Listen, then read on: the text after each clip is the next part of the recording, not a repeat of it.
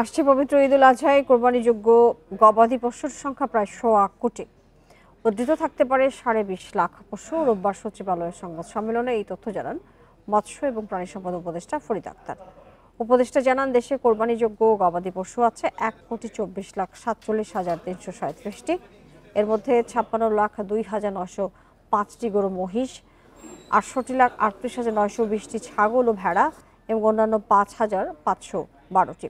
তিনি আরও জানান, কোরবানির পর প্রায় ২০,৬৮,১৩৫টি গবাদি পশু উদ্বৃত্ত থাকার সম্ভাবনা রয়েছে। এবার আমদানির প্রয়োজন নেই বলেও জানান উপদেষ্টা। বলেন, অবৈধ পথে কোনো পশু যেন কেউ দেশে আনতে না পারেন সেই ব্যবস্থা নেবে সরকার। একই সঙ্গে বাজার স্থিতিশীল এবং দাম ক্রেতাদের নাগালে রাখতে নজরদারি থাকবে। সর্বমোট ১,২৪,৪৭,৩৩৭টি গবাদি পশুর প্রাপ্যতা আশা করা যাচ্ছে। এবছর প্রায় ২০,৬৮,১৩৫টি গবাদি পশু উদ্বৃত্ত থাকার সম্ভাবনা আছে। তো